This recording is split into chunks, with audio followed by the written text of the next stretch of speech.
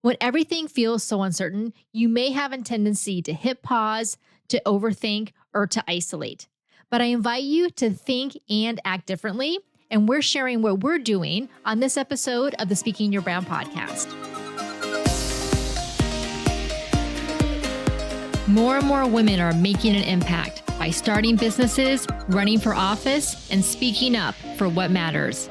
With my background as a TV political analyst, entrepreneur, and speaker, I interview and coach purpose-driven women to shape their brands, grow their companies, and become recognized as influencers in their field. This is Speaking Your Brand, your place to learn how to persuasively communicate your message to your audience. Hi there, and welcome to the Speaking Your Brand podcast. I'm your host, Carol Cox, joined by Diane Diaz. Hi, Diane. How are you? I'm good, Carol. Hi. We are recording this on Thursday, April 10th, 2025. So very fresh and new. And we have been chatting quite a bit in our own kind of internal meetings here at Speaking Your Brand about all the uncertainty that's going on and how that affects our own planning and the goals that we have and things that we want to do here at Speaking Your Brand. So we figured this is probably on your mind too, whether it's what's going on in politics or the economy, or even just with AI and how quickly AI is evolving and all the different changes that are happening in our industries and our workplaces. It can all feel really overwhelming. And from talking to various women over the past month or so, sometimes I get the sense that a lot of people feel almost like analysis paralysis, or they're not quite sure what to do because things feel so uncertain. And so, yes, there, of course, is a time and place to kind of pause and take stock and to think about what to do. But oftentimes, stopping for too long, you also then lose momentum and you also potentially lose opportunities. So we wanted to chat with you today about that to kind of give you just an insight on how we are approaching this and maybe give you some ideas for yourself as well. So Diane, let's chat a little bit about what have you seen either for yourself or for some of our clients or women that we've worked with, and what are some of the challenges they're feeling right now? Yeah, it's a good question, Carol. The uncertainty for sure. I think just concern in general for, things being uncertain and how that might impact their business, impact their work, impact if they work for a large company, impact their role at that company, and just wanting to stay relevant, wanting to stay connected. So those are just some of the conversations that I've been having with people. And, I think back to 5 years ago, which was April of 2020. So we were basically about a month into the COVID pandemic here in the United States. And that was also a huge time of uncertainty. We had no idea how the pandemic was going to affect us health-wise, but also society-wise, schools, businesses, work. I mean, we couldn't even go anywhere. And I remember back then that, Diane, we saw all of our clients who we were running programs at the time, and they would come to us in our weekly mastermind calls and say, oh, my speaking engagement got canceled, for May. Then my speaking engagement got canceled for June. And then my speaking engagement got canceled for August. Yes. And so we very quickly had to pivot. And we had to think about, as Speaking Your Brand, obviously we were helping a lot of our clients with in-person speaking engagements because that's most of what we did back then. I mean, some virtual presentations, but a lot were in person.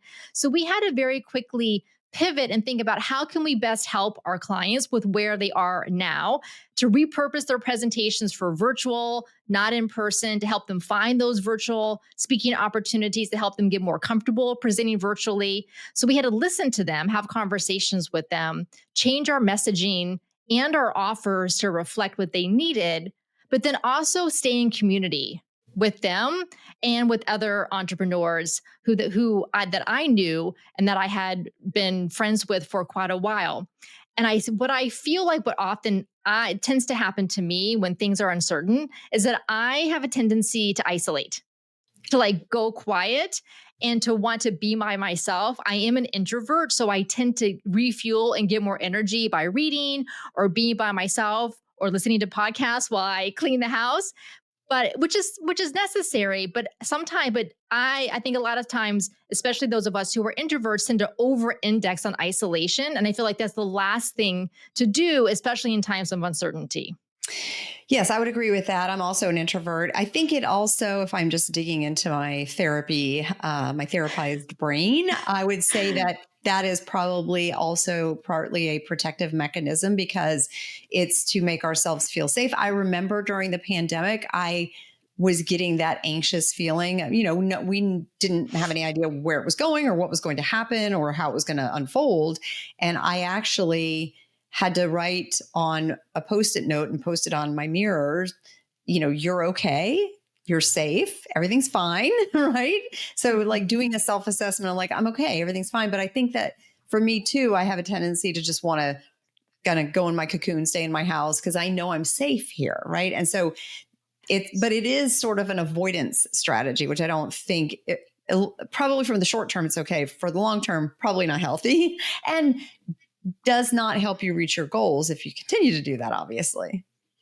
Yeah, so I completely agree. It is a coping mechanism, whether it's, self-protection, that sense of also giving yourself a sense of control when there are so many things that just are not possible for us Mhm. to control external factors. So what can we control? And there's actually a lot that we can control within our businesses, within the work that we're doing. And so that's what I tend to want to focus on. Okay, so what are the things that I can do when I can't control everything else?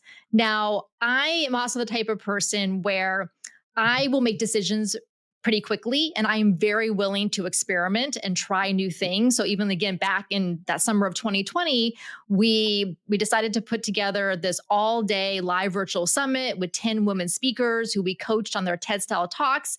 Basically, we had this idea, and by October of 2020, the whole thing was live, and it was amazing. And I feel like sometimes a lot of people wait until, well, let me just see what happens next month, or maybe things will Mhm. get better, maybe we'll get back to normal, and then I don't have to experiment, or I don't have to shift anything that I'm doing, which may be the case. But also, I like to look at this as an opportunity to maybe now is the time to refresh your offerings or refresh your messaging, because maybe it's gotten Mhm. a little stale or a little stagnant, or you've been doing the same thing for a while. And now you can have conversations with your clients or potential clients and figure out what are they needing right now, and address that instead of just kind of recycling the same stuff that you've been doing. Yeah, that's a great point. And I think that sort of speaks to the idea that, I think we've talked about this before personally, is that these things happen in the world, whatever things are happening, COVID, whatever, we don't have control over that. And really, I've come to a place of like, who do I think I am that I would escape something happening in the world, right? Like from the beginning of time, things happen in the world, right? And so we aren't special that we're going to escape things happening in the world. They're always going to happen. So we need to figure out how to keep moving forward in that. And I think that idea of pivoting, refreshing your message, looking at what best serves your clients right now, that's a good practice and builds a good sort of muscle for doing that again when the next thing comes along. Because let's be real, that is life, right? Things are going to come along and change. And so getting comfortable and then staying stuck is not the answer, but figuring out how you can pivot and then being good at doing that, being good at pivoting is a good skill.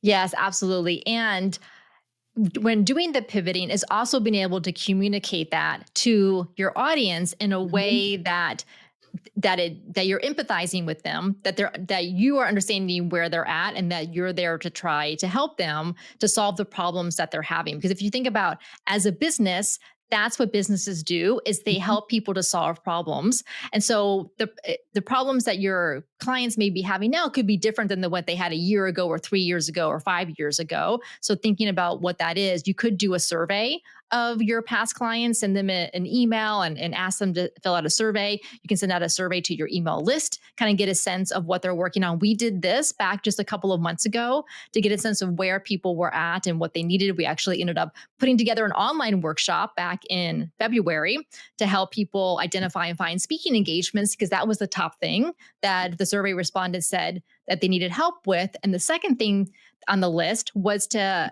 get help on creating their signature talk. So we'll talk about that here in just a little bit. But before we get into the creating your signature talk aspect of it, is that again, a lot of times when things feel uncertain and we want to either isolate or we want to kind of press pause or say that we'll do things later, but actually right now is the best time to do two things. And the two things are contradictory, but they are both necessary. The first thing is to double down on whatever is already working really well for you in your business and in your marketing and in your visibility. And we'll share what is working really well for us. So double down on what's working well because you know you're already getting results from that. But then the second thing, which I mentioned earlier, is experimentation. Pick one or two things that you haven't maybe done before and start experimenting. For example, you may have noticed that we've been putting out video podcast episodes this year because Diane and I we are fortunate enough to be able to film in one of the studios at Full Sail University where we both teach. And it's a beautiful studio and we give the students an opportunity to get hands-on experience doing the filming. So that is something new that we're doing. And then we're cutting up the video episodes into shorter clips for YouTube Shorts and on LinkedIn. So again, we're kind of experimenting in that side of visibility. But let's go back to what we're doubling down on. And it is in-person events and in-person speaking engagements because we're not in the COVID lockdown. Fortunately, we can go out and see people, which is really nice. And so Diane, tell us about the speaking engagement you did at the beginning of February and how successful it was for us to get clients for our in-person workshop and why you think that was.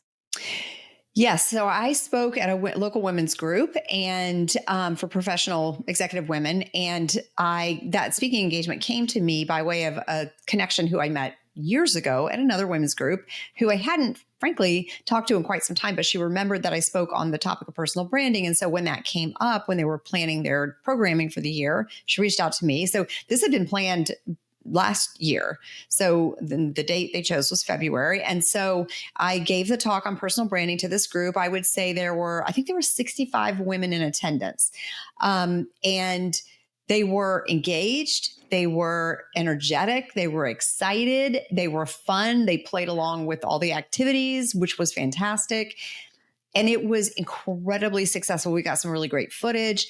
And because the topic was personal branding and storytelling and your brand voice, we connected it to the workshop that we were putting on at the end of February. And we were able to get 3 registrations from the women that attended my talk at this organization that ended up attending our workshop, which was great. And they already knew, they could see us, speaking your brand in action, how we do things. So they were super excited to come to the workshop. Yes. And I 100% attribute that to being in person and Yes. them literally seeing you speaking. Mm-hmm. Because we know when people see us speak and because we do a great job at it, that they're like, oh, I want to learn from Diane or I want to learn from Carol because I want to have the same impact and the same results from when I go and do presentations. So yes, the timing worked out great for that. And so even if you're not speaking coaches and people are not going to hire you because they see you speak, but there is so much trust that is automatically generated when you're with someone in person, number one. And that is whether you're a speaker or you're just meeting someone out at an event or meeting someone at a lunch or a coffee. There's instant trust when you're face to face with people in real life.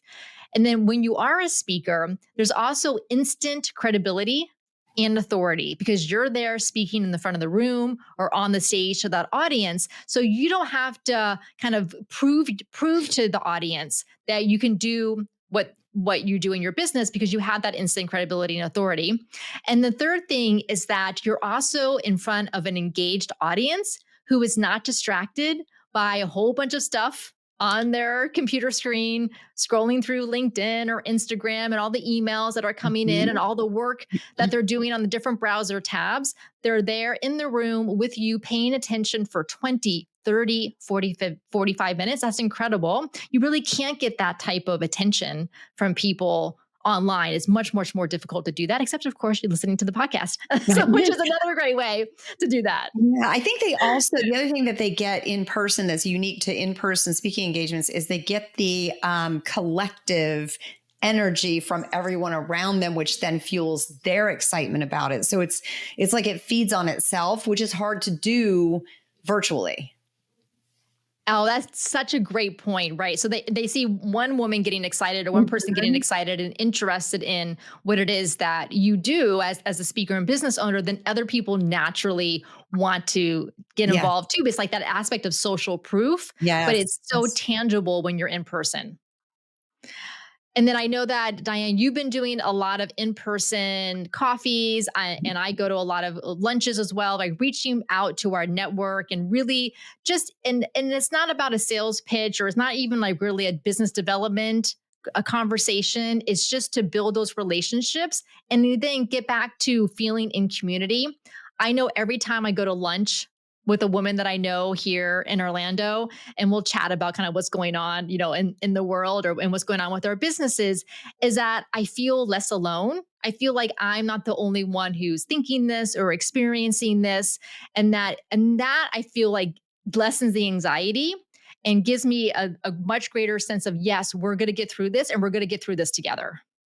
Absolutely. I've gone to so many coffee meetings lately, and I've also done some virtually. I just did one this morning on with a woman that I literally just met yesterday on a webinar. So invited her to a virtual coffee, which was a great conversation.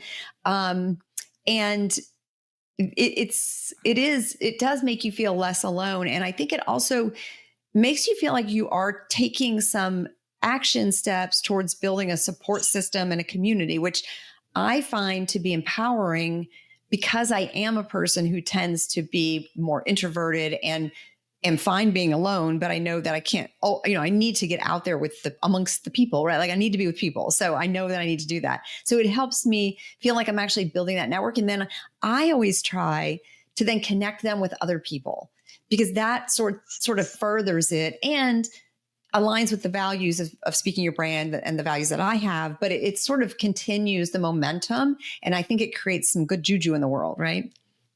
Well, I love that you just met a woman yesterday in a webinar and Yeah. invited her to virtual coffee today. I think it's also that taking immediate action, or just going ahead, like get it done, keep the momentum going, and try to kind of I try to keep focus on what am I doing this week. I Yes. try not to scroll away about what are things going to look like in 3 months or 6 months or a year from now or anything like that. I kind of try to stay focused on the next week or two, what's on my calendar. And if I'm finding like, oh, my Friday lunchtime is free, let me reach out to someone and schedule a lunch with them. Yes. I love that. And so thinking about kind of what we've talked about here so far is, number one, kind of re-examine your offerings and your messaging. Think about what your clients need right now, where there are, have some conversations with them, do a survey with them, double down on what's working really well for you right now in your business and marketing and visibility, and then also add some a little bit experimentation.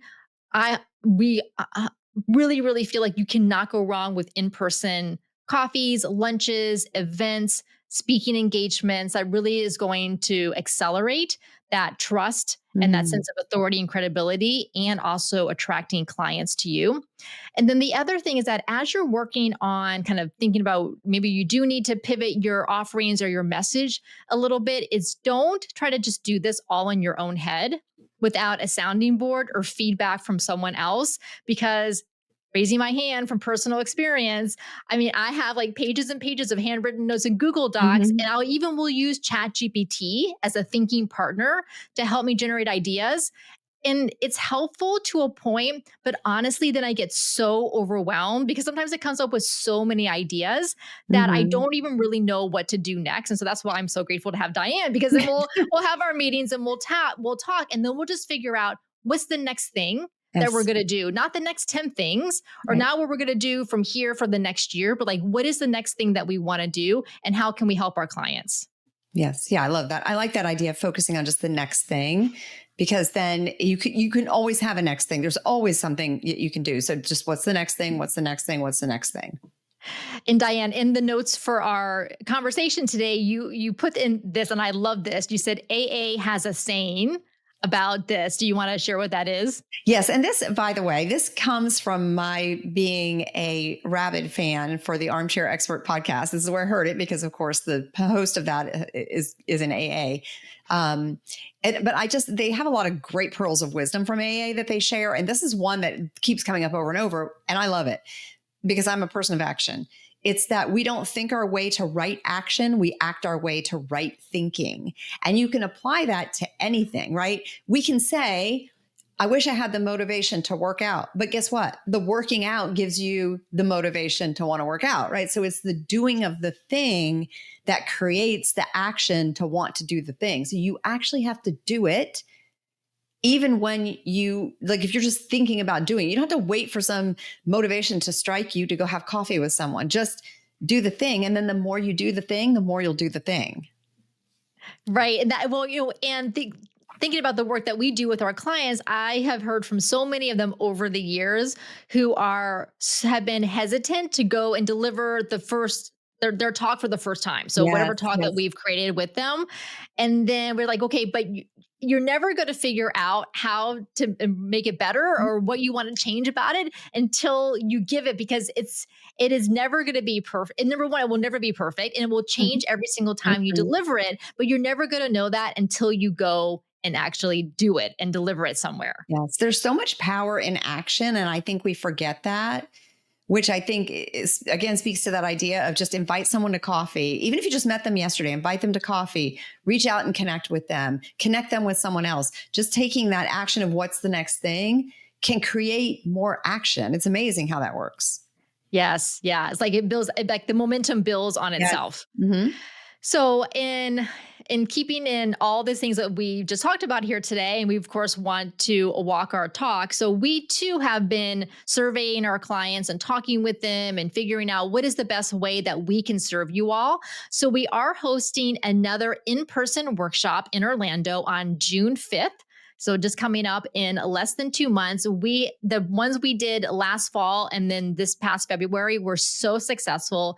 The women loved them so much. It was so high energy. It was so fun. They had a great time, not only building their stories and building their messaging and building their talks, but being able to practice it on the stage that we have there in the room in such a safe, supportive, encouraging environment.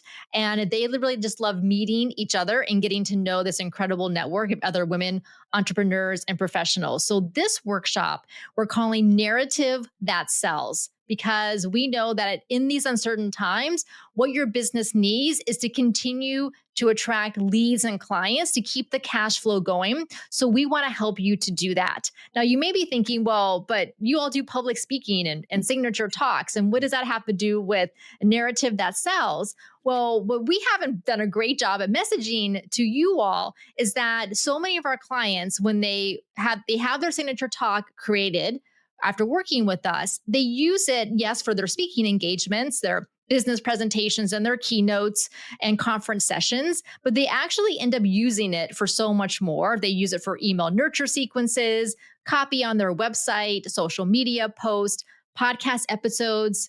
If they have their own podcast, they use it for stories and their thought leadership for podcast interviews or doing in other people's podcasts. They use it in sales conversations because now they can understand for their audience and for their potential clients, what challenges are they facing? And then how do they, as the business owner, as that expert and thought leader, help them to get past those challenges so it makes them stand out and differentiates them from other people who do very similar things that they do. So our work has always been about this idea of, I guess, persuasion maybe is a good word, but I really want you all listening to think about this idea of narrative that sells is how can you get people interested in what it is that you're doing, whether you're attracting leads and clients for your business, you want to attract more speaking engagements and opportunities, maybe media and podcast opportunities. So that's the work that we're going to do with you in the full day workshop. In the morning, you're going to actually create your signature talk using our signature talk canvas framework. So I have it. If you're watching the video of this episode, you can see it here. So we're going to supply you with the poster board, all the Post-it notes, and then we're going to walk you through step by step how to fill it out for yourself. And the same process we use in the VIP days that we do with our clients. So we're going to give you the same prompts, the same questions. You're going to fill it all out. Then we're going to have lunch together. And then in the afternoon, we're going to talk about delivering your message. So how do you embody your message? So yes, for speaking engagements, but also when you're meeting people at networking events, what is that elevator pitch? But in the best way, like in a conversational way. How do you tell people what you do? How do you embody that sense of confidence that you have in your business and the work that you do with your clients? So that's why we're going to get you on the stage, and we're going to have you practice a story or have you practice a portion of your talk. It truly will accelerate your messaging and your speaking delivery skills with this one-day workshop. You can get all of the details at speakingyourbrand.com/workshop. And as a podcast listener, you can use the coupon code podcast200 to get $200 off the price. So the coupon code is podcast200. So altogether, podcast200 to get $200 off. And that's at speakingyourbrand.com/workshop. And of course, and you're also going to be in a room full of other amazing entrepreneurs and professionals. Diane, what's your favorite part of these in-person workshops? I think the connection and just seeing the attendees sort of the light bulb moments of when they really get whatever the thing is we're talking about, and it really sinks in, and how they can use it. And I want to add too, I know some people are going to hear this podcast episode and think, oh, but I don't want to be a speaker. You don't have to want to be a speaker for this to help you. If you do sales calls with potential clients, if you network, which we all do, right? If you do anything to promote the company that you don't work or that you don't own, right? Any of those things, if you're promoting anything of any kind to anyone, even just yourself, promoting yourself to other people, this is the workshop for you, because you are going to have those light bulb moments of like, oh, that's how I can say that.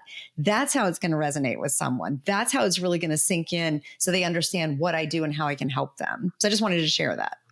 Yes, thank you so much for adding that note. So if you are, whether you're a business owner, if you are in marketing, if you're in sales, if you are in a nonprofit and you're doing fundraising development, or you're doing business development for a company or an organization, understanding how to explain what it is that you do and why you do it is absolutely essential. And I know that for those of you listening, you probably do this already, but I guess, like we've been talking about, but as things change externally, we also have to refine, and we have to change how we talk about what we do.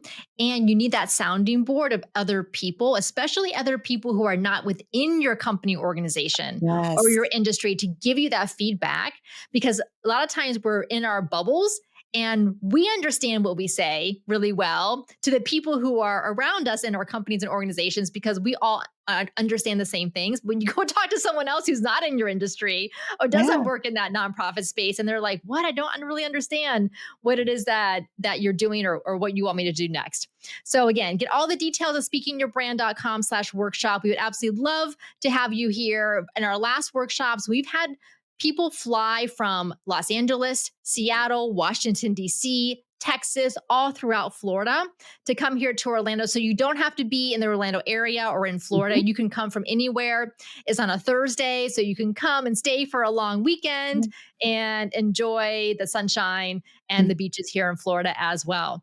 All right, Diane. Well, thank you so much once again for joining me in this conversation. My pleasure. Until next time, thanks for listening.